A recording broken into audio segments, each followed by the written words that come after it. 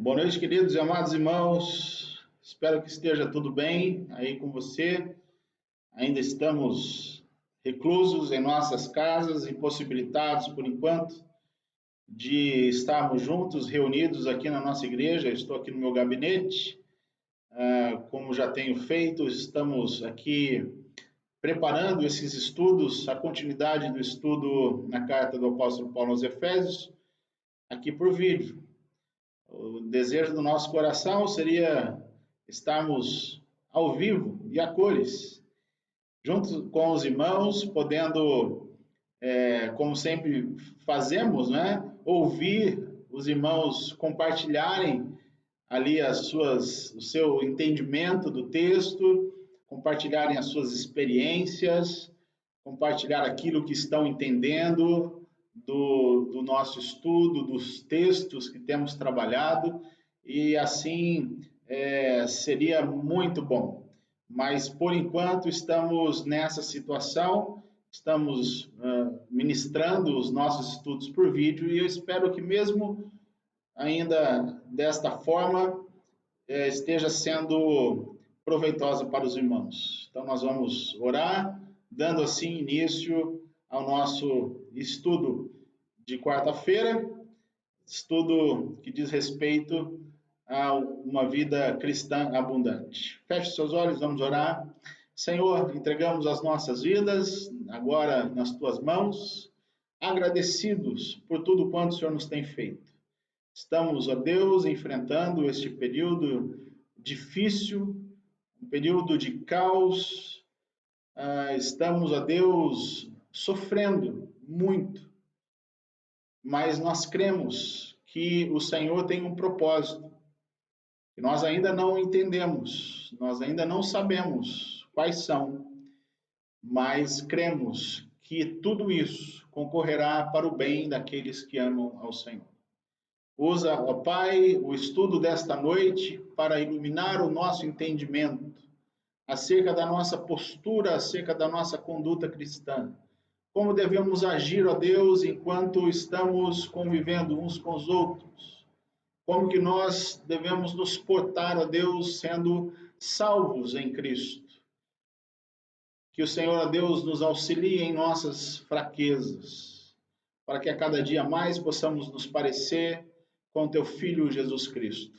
É a oração que nós fazemos, clamando a ação do Espírito Santo do Senhor sobre cada um de nós, iluminando nosso entendimento. E assim nós oramos em nome de Jesus. Amém. Amém, queridos? Diga amém. Amém. Muito bem, vamos dar então sequência ao nosso estudo. Estamos trabalhando a conduta cristã, o texto base, Efésios capítulo 4, versos de 4 a 6. Como nós sempre fazemos, nós trazemos algumas lembranças, né, de alguns conceitos importantes que tratamos nos estudos anteriores. Então, nós temos o verso de número 3, que nós expomos na semana passada, e traz algumas coisas importantes que nós precisamos compreender para a sequência do estudo desta noite. Vamos trabalhar os versos de 4 a 6, do capítulo 4, ok? Então, eu destaco inicialmente quando o apóstolo Paulo, no verso de número 3, roga à igreja que eles façam todo o esforço. Então, o primeiro ponto a ser destacado nesse verso de número 3 diz respeito a essa compreensão de uma necessidade da igreja, enquanto aprende os princípios, enquanto estão ouvindo o apóstolo Paulo nas suas instruções, é que a igreja compreenda a responsabilidade que ela tem no que diz respeito à preservação, a conservação da unidade no espírito por meio do vínculo da paz, é que cada um possa fazer um grande esforço, empreender uma grande dedicação, né? Mostrar interesse, não permitir que as obras da carne predominem em nossos relacionamentos. Então, a primeira observação importante que temos aqui nesta noite, trazendo um pouco aí a nossa memória, o que já foi tratado anteriormente, é que eu e você precisamos fazer absolutamente todo o esforço. Tudo que diz respeito à nossa responsabilidade de lutarmos por isso, nós precisamos fazer. Não faça corpo mole, não transfira a responsabilidade para os outros, mas há uma necessidade de que eu e você possamos empreender todo o nosso esforço, toda a nossa dedicação, mostrarmos todo o interesse para que a unidade do Espírito, por meio do vínculo da paz, ela seja preservada no nosso meio. A unidade ela é fundamental para que a vontade de Deus quanto à sua igreja ela possa acontecer, ok? Temos aí, eu coloquei o texto de Gálatas capítulo 5. Se você voltar aí a sua Bíblia, se é que você está com a sua Bíblia aberta, no Gálatas capítulo 5, temos os versos de 19 a 21, falando aí sobre a questão da obra da carne. Não é? Então, nós já trabalhamos anteriormente alguns aspectos que estavam relacionados ao fruto do Espírito, a manifestação do fruto do Espírito. Então, se não podemos permitir que as obras da carne possam predominar em nossos relacionamentos, nós precisamos conhecer quais são, né? Qual é o fruto, os frutos da carne, né? A obra da carne sendo, portanto, manifesta, né? O apóstolo Paulo diz assim, ora, as obras da carne são manifestas. Imoralidade sexual, impureza e libertinagem, idolatria e feitiçaria, ódio, discórdia, ciúmes, ira, egoísmo, dissensões, facções, inveja, embriaguez, orgias e coisas semelhantes. Eu os advirto, como antes já os adverti, aqueles que praticam essas coisas não herdarão o reino de Deus. Então, que possamos entender, queridos, que se não houver uma dedicação, um grande empenho da nossa parte em lutarmos esta batalha espiritual da carne e do espírito, né? Alimentando mais o nosso espírito para que as obras da carne elas não se sobressaiam nas nossas vidas, né? Não nos dominem. Se a gente não compreender isso, certamente a unidade do espírito, não é? A preservação na unidade do espírito por meio do vínculo da paz, ela não será então uma realidade nas nossas vidas dentro da nossa igreja. Então, aquilo que diz respeito à sua responsabilidade de fazer para essa preservação, para essa conservação, faça, empreenda um grande esforço da sua parte. Você é muito importante nisso, né? Tem um papel importante para que isso de fato aconteça. Cada um lutando, né? Para que o Espírito, né? O fruto do Espírito seja manifesto nas nossas vidas, cada um cumprindo isso, certamente a unidade do Espírito ela acontecerá no meio da igreja, ok? Dando, portanto, sequência, também eu destaco a questão da conservação. Tratamos aí inicialmente do esforço que deve ser empreendido, mas precisamos entender também acerca dessa conservação. Conservar significa defender, guardar, reter. Não significa criar, isso aqui é importante. Quem cria esta unidade, né, não somos nós, mas a nós foi dada a responsabilidade de conservarmos, defendermos, guardarmos, retermos, não é?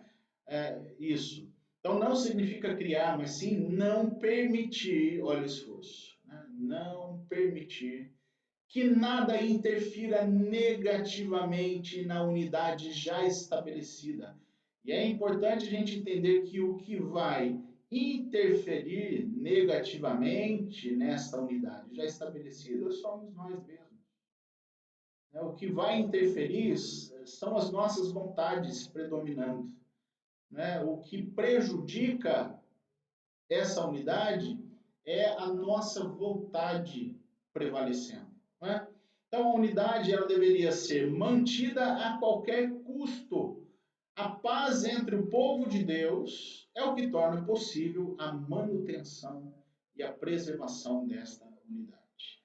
Então, qual que é a importância na sua vida, como que você considera a importância da paz aqui dentro? Você preserva isso, você busca isso, você luta por isso? Porque às vezes, irmãos, o que a gente vê é que parece que algumas pessoas elas não se importam com isso. Então, elas, ainda que elas não briguem com outras, mas elas não estão lutando para que a paz seja de fato estabelecida. Se alguém pisa no calo dela, a atitude natural de algumas pessoas é fazer com que ela se reserve, né? Que ela esteja ali no seu banco, do seu lado na igreja, que ela o máximo que ela pode fazer com a outra pessoa é somente cumprimentá-la. Isso às vezes acontece, às vezes ela dentro da igreja ela nem cumprimentar, ela nem olha para o outro direito. Né?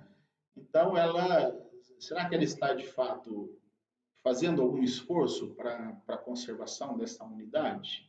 Será que ela de fato busca a paz? Ela fala sobre paz, ela sabe que Jesus Cristo é o príncipe da paz, que a paz ela é o fundamento disso, nós precisamos preservar isso, e essa paz, como nós lemos, né, entre o povo de Deus, é o que torna possível a manutenção e a preservação da unidade.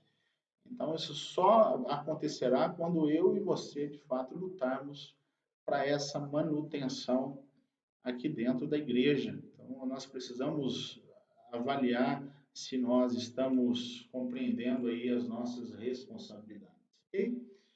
Dando continuidade, quando nós tratamos sobre ali novamente o verso, voltando, né, a carta aos Efésios, no capítulo 4, lá no verso de número 1, é importante você abrir aí a sua Bíblia, mas o apóstolo Paulo ele vai dizer: como prisioneiro no Senhor, rogo-lhes que vivam de maneira digna da vocação que receberam.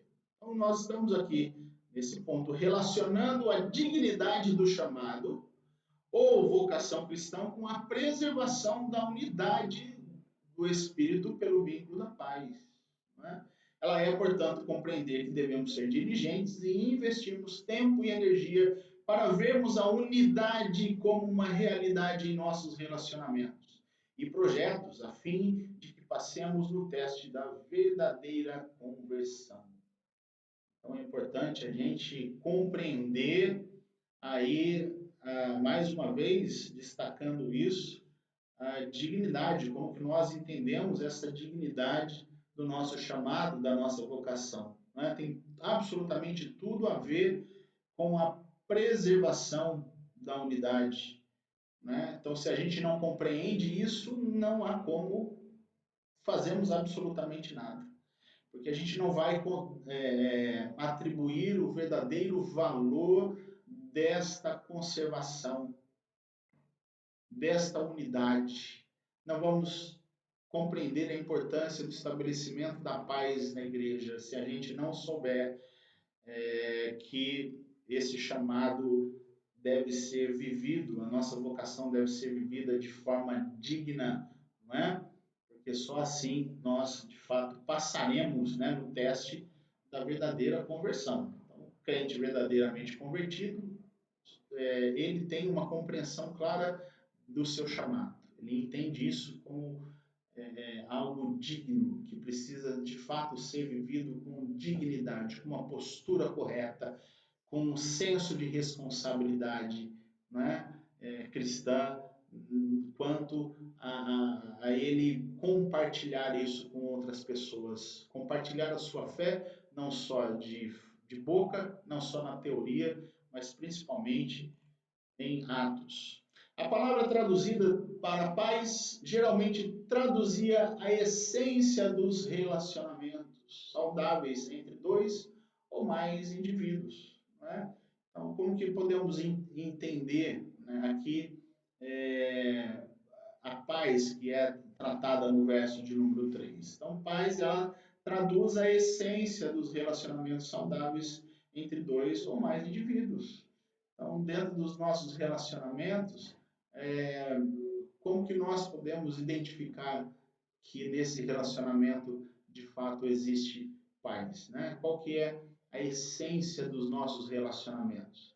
São relacionamentos saudáveis? Se são relacionamentos saudáveis, é claro que a paz ela está ali estabelecida. Se não a paz, eu não posso dizer, meu relacionamento com Deus está mil maravilhas, os meus relacionamentos com o próximo estão indo de vento em popa, estão muito bem, mas eu não falo com ele, eu não tenho intimidade com ele, eu não me abro com ele, eu não auxilio nas necessidades dele, eu não converso, não tenho nenhum tipo de relação com o meu próximo, né? E, consequentemente, não tenho relacionamento com Deus, como deveria ter. Então, não há paz nesse sentido. Então, é uma ilusão.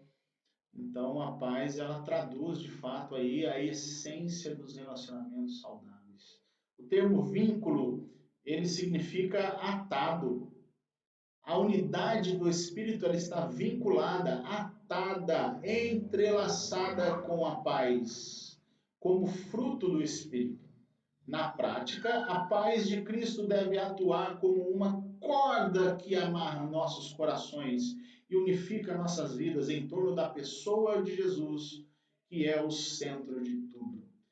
Quem Jesus Cristo é, aquilo que Jesus Cristo fez, é este vínculo, aquilo que de fato nos une, nos amarra, nos entrelaça uns aos outros, para que possamos viver esta unidade, para desfrutarmos desta paz. Então, ainda que hajam diferenças entre nós, aquilo que nos une é maior do que aquilo que nos separa. Isso aqui é algo maravilhoso que nós muitas vezes deixamos de entender.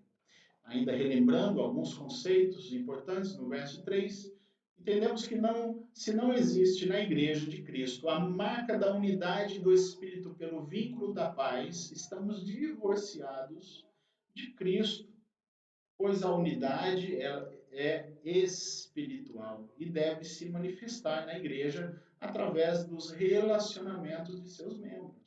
Então, se não existe, não é, esta paz entre nós, né?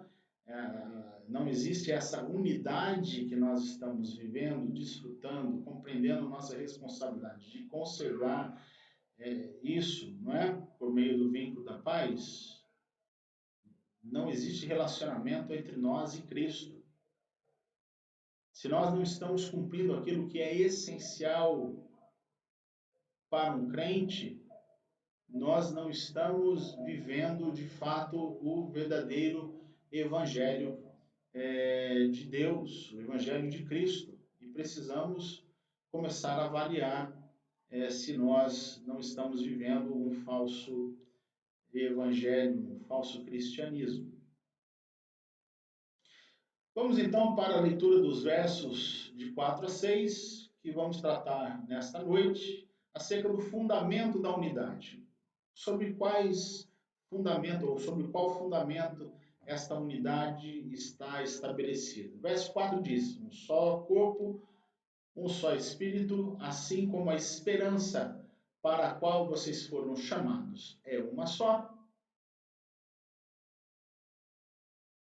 Há um só Senhor, uma só fé, um só batismo, um só Deus e Pai de todos, que é sobre todos, por meio de todos e em todos. Esse é o fundamento.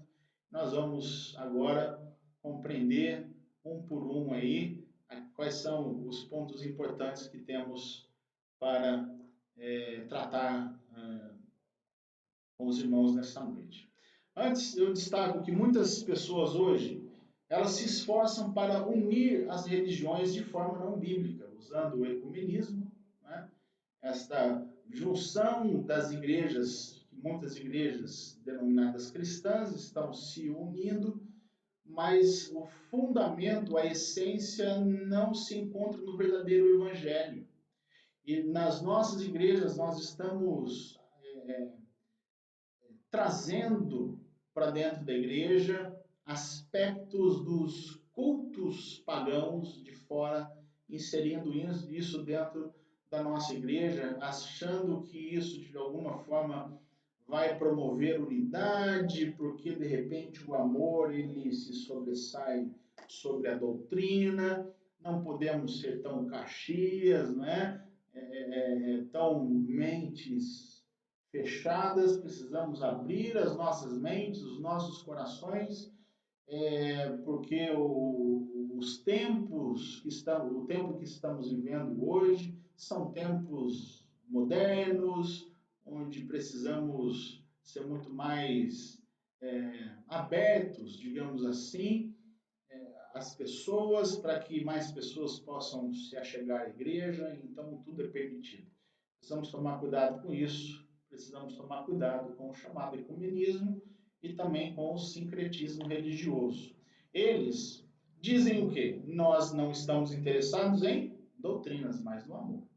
Deixam de lado as doutrinas, porque entendem que as doutrinas são agentes de separação e o amor é de unidade, união. Okay? Isso é muito bonito, mas preciso tomar cuidado com isso, tá? Então, o que mais eles dizem? Vamos simplesmente nos amar uns aos outros, né? Vamos valorizar o amor e vamos abrir mão desse negócio de Bíblia, de doutrina, né? De formalidades.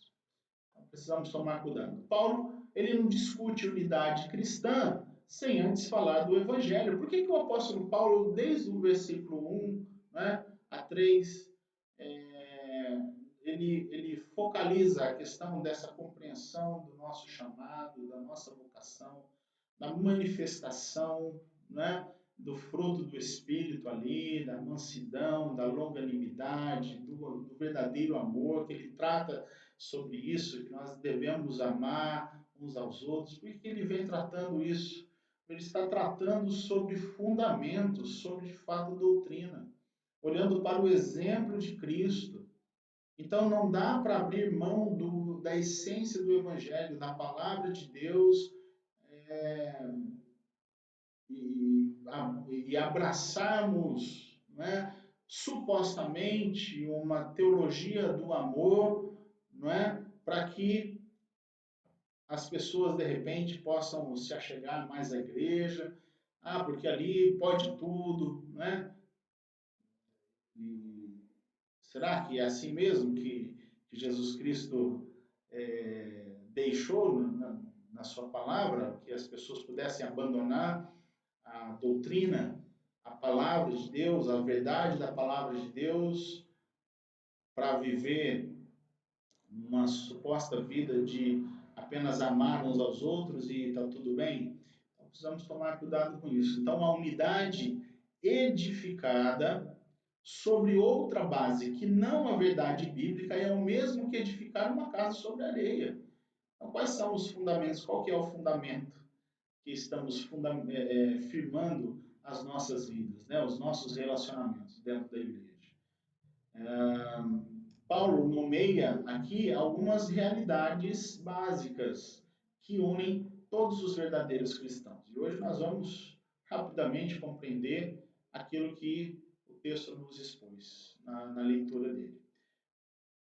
Primeiro, um só corpo. Então, só existe uma igreja verdadeira. que é chamada, como nós sabemos, o corpo de Cristo. Formada por quem?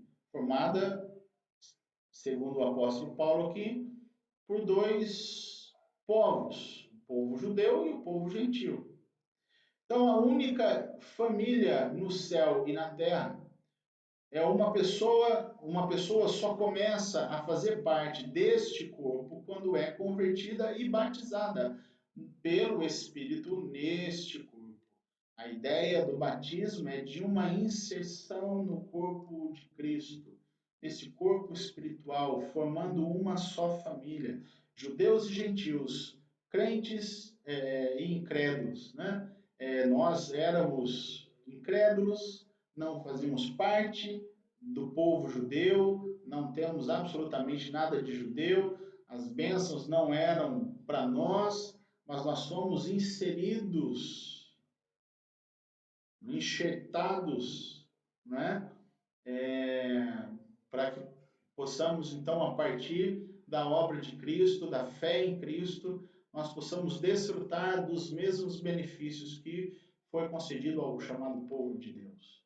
Então, hoje nós somos participantes de toda essa realidade espiritual, dessas bênçãos espirituais que Deus, então, concedeu ao seu povo. Quantas igrejas? Uma única igreja.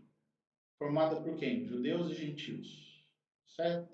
Nenhuma igreja local ou denominação pode arrogar para si a pretensão de ser a única igreja verdadeira. Então, não é igreja batista, igreja Assembleia de Deus, igreja presbiteriana, metodista, nada disso. Então, há alguns elementos importantes, fundamentais, que nós temos na palavra de Deus para poder identificar quem faz parte desta igreja. Então, há alguns fundamentos que podem nos trazer condições da gente identificar uma igreja, a igreja verdadeira de Cristo, sem placa, não é? Mas ela tem certamente um fundamento importante que nos auxilia a identificarmos qual é a igreja de Cristo, que é uma única igreja só. Okay? Um só Espírito também. Se é um só corpo, é um só Espírito. E esse é o mesmo Espírito que habita na vida de cada crente. Não existem espíritos diferentes que habitam num grupo especial e um outro espírito que habita num outro grupo, digamos que menos importante, não é? Na mentalidade de alguns cristãos, uns são batizados com o Espírito e outros ainda não. Há uma necessidade de uma busca deste grupo de apenas convertidos, mas não batizados. Eles precisam empreender esforços, clamando a Deus pelo batismo do Espírito Santo, que também é chamado segunda bênção, para que aí então eles possam ser crentes genuínos, né? O que os autentica como os verdadeiros cristãos dentro de uma posição mais elevada espiritualmente, né? Então, ao grupo de crentes melhores e outros crentes que ainda não são tão bons assim, porque ainda não foram batizados pelo Espírito Santo. O apóstolo Paulo diz que é o mesmo Espírito que habita na vida de cada crente, é um só Espírito, é o Espírito Santo de Deus. Também temos um só Senhor, né? E se chamamos ele de Senhor, precisamos fazer aquilo que o nosso Senhor nos manda, né? Se ele de fato é o nosso Senhor. Este é o nosso Senhor Jesus Cristo, que morreu por nós, destacando a questão da obra de Cristo, né? Essa compreensão da sua obra, que morreu por nós, vive por nós e um dia virá para nós. Ele vai vir para quem? Para o seu povo. Não vai vir para a denominação X. Ele vai vir para resgatar o seu povo, o seu corpo, a sua noiva. É uma noiva só, não é? Então nós precisamos entender isso de forma clara. É difícil crer que dois crentes que dizem obedecer ao mesmo Senhor sejam incapazes de andar juntos em unidade. Queridos, isso aqui é algo bem difícil da gente entender. Como é que pessoas dentro do mesmo ambiente de fé, eles não conseguem conviver juntos, unidos, em paz uns com os outros? É claro que eles não vão dizer que estão em pé de guerra uns com os outros, mas há uma percepção da nossa parte de que é, ainda falta alguma coisa.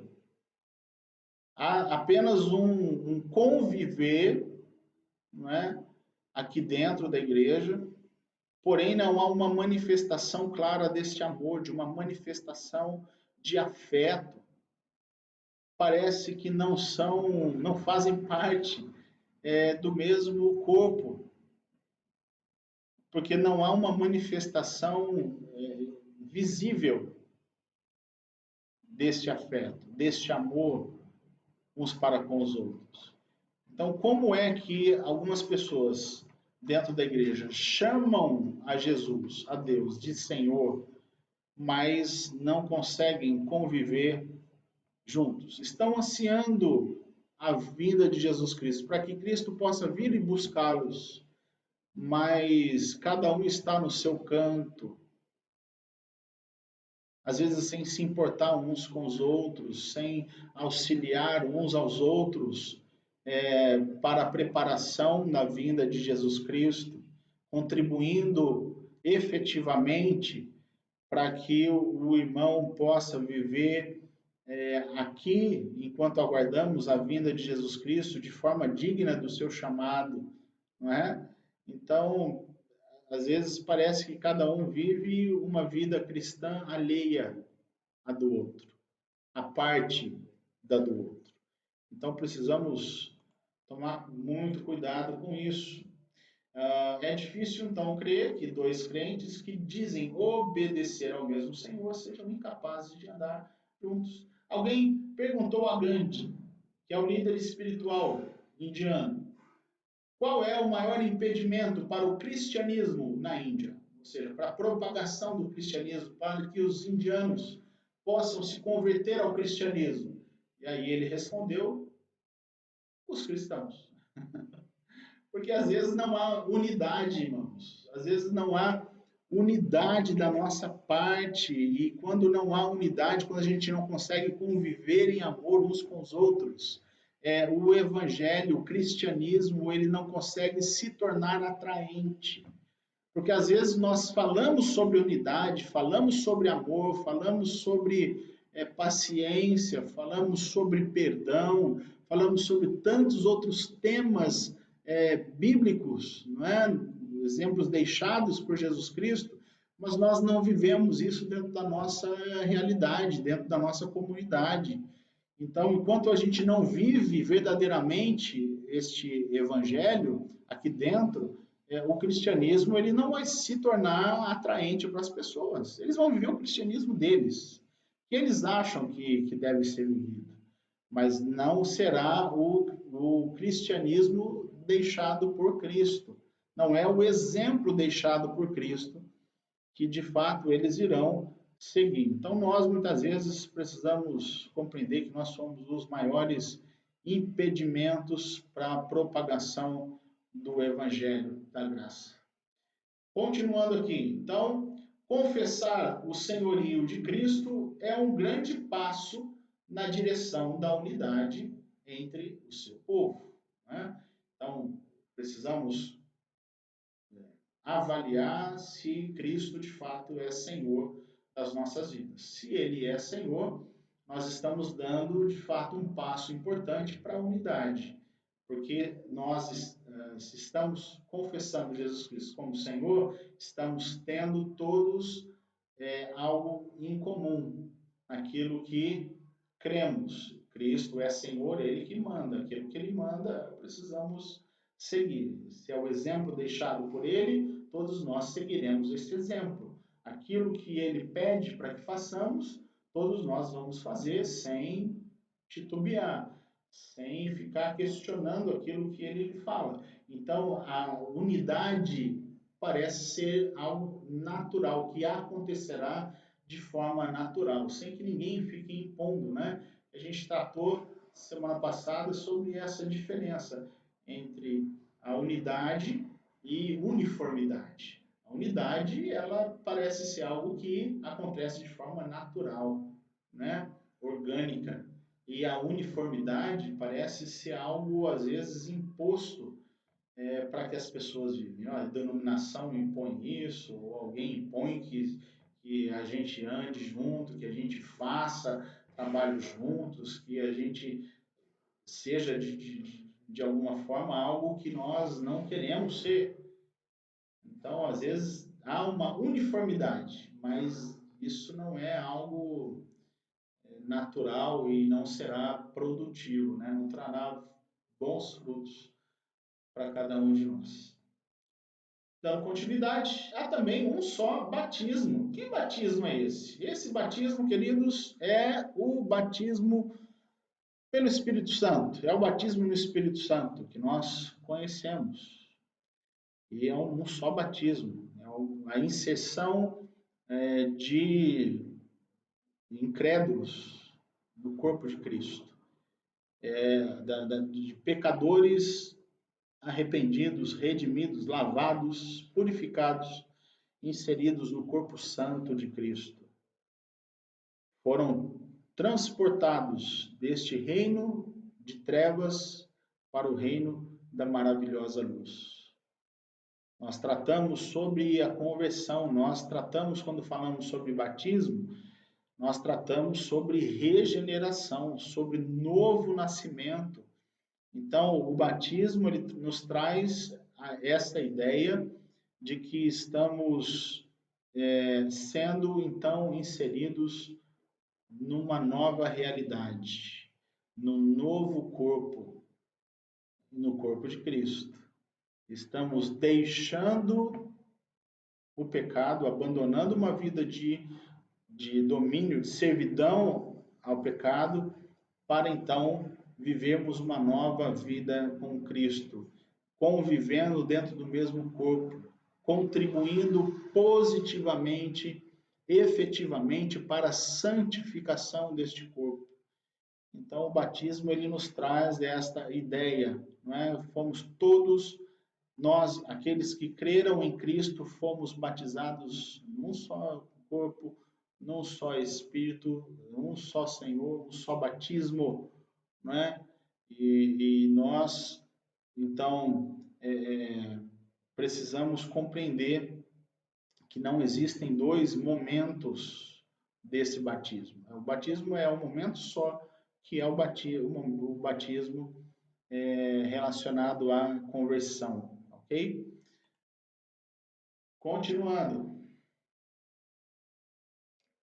É um só Deus e Pai, né? Deus é o Pai de toda a igreja, tanto na terra como a do céu. Primeiro, Deus é sobre todos. Essa frase implica no domínio de Deus. Deus age por meio de todos. Esta frase implica na providência de Deus. E Deus está em todos. Essa frase implica na presença de Deus. Não é? A compreensão que nós temos aqui é de que o Senhor, nosso Deus, o Deus Pai, é o nosso Pai. Né? Nas nossas orações, nós às vezes falamos isso, né? Meu Pai está nos céus. Né? Deus é o meu Pai. Nós, quando oramos, nós chamamos Deus de Pai. Então, há uma compreensão que esta frase fala acerca dessa compreensão de que ele domina, que ele reina sobre todos, fala sobre essa compreensão de que cremos que ele é o Deus provedor, como um pai alguém que provê para os seus filhos absolutamente tudo aquilo que os seus filhos necessitam. E esta frase também indica que Deus está em todos, né? Falando sobre a presença de Deus nas nossas vidas. Deus reinando soberano sobre cada um de nós. Nós temos Deus habitando em nossas vidas. Né? Que Deus possa, de fato, reinar soberano na vida de cada um de nós. O Espírito Santo, através da sua residência no crente, agora sim, o Espírito Santo, através da sua residência no crente, é o elemento essencial nesta unidade. Sem o Espírito Santo, não há como acontecer esta unidade. Muitas vezes, embora nos reunamos sob o mesmo teto, participando da mesma mesa de comunhão, estamos tão divididos como em pensamentos, atitudes e posições que retalham, né, dividem, destroem o corpo local do Senhor Jesus. Paulo se preocupava profundamente com as divisões na igreja. Irmãos, nós, de fato, compreendemos que nós vivemos um grande desafio aqui dentro, né? Nessa vida cristã que não é autêntica, né? Nós até mantemos uma aparência de unidade, mas às vezes nós, como foi lido, nós estamos divididos em pensamentos, né? Em atitudes, em posições. Os cargos na igreja dividem as pessoas, se tornam uma verdadeiras plataformas de para que as pessoas apareçam, promoção delas, né? Para que elas possam dizer que são melhores, mais capacitadas do que outras. Então, são coisas que dividem o corpo de Cristo. Não produzem absolutamente nada de bom para a saúde espiritual da igreja. O apóstolo Paulo, queridos, ele sempre, como líder, se preocupou com as divisões na igreja. Por isso que ele pede esta unidade, que as pessoas que estão lendo ali a sua carta possam preservar, empreender esforço, dedicação, dar uma atenção especial para a questão de suas responsabilidades quanto ali a manutenção, a preservação da unidade do espírito através do vínculo da paz. Nós possamos compreender essas verdades, esta realidade, porque nós estamos lutando e batalhando para que a Igreja de Cristo possa ser fortalecida a cada dia. Nós estamos vivendo ultimamente dias extremamente difíceis para a Igreja do Senhor, mas eu entendo, não só para a Igreja, né, para todo mundo, mas eu entendo que este tempo que estamos vivendo agora é um tempo de peneirar da Igreja. Eu entendo que Deus está peneirando o seu povo para saber quem é quem. Quais são aqueles que de fato compreendem a sua vocação? Quais são aqueles que vivem, não é, o seu chamado dignamente? Quais são aqueles que estão manifestando elementos, provas, não é? Dando provas da sua fé, vivendo corretamente uns para com os outros, com uma atitude de mansidão, de humildade, com atitude de longanimidade, amando uns aos outros, não é? Quais são aqueles que de fato estão lutando para a preservação da unidade? Quais são aqueles que estão buscando a paz uns com os outros? Quais são aqueles que têm empreendido esforços para poder conviver uns com os outros em harmonia e em paz? Então, entendo que o Senhor está testando a igreja dele, né, a igreja do Senhor, para que ela possa dá provas de que é de fato uma igreja genuína, uma igreja verdadeira. Eu entendo que o tempo que a gente está vivendo agora são ainda pequenos, serão pequenos comparados àqueles que ainda estão por vir, mas que sendo, né, tão difícil como está sendo esse tempo que estamos vivendo com este vírus,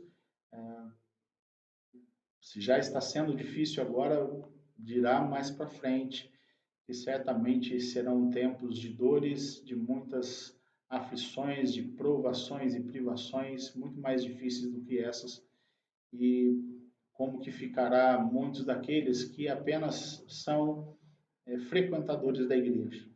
Então eu penso muito nisso, tenho orado para que o Senhor possa trazer um despertar para a igreja dele. Que Deus abençoe a sua vida, que esse estudo tenha feito cada um dos irmãos a compreenderem a importância desse fundamento, não é? Desta unidade que precisamos então preservar e conservar, algo tão importante para as nossas vidas. Que Deus abençoe você. Até a próxima quarta-feira, em nome de Jesus.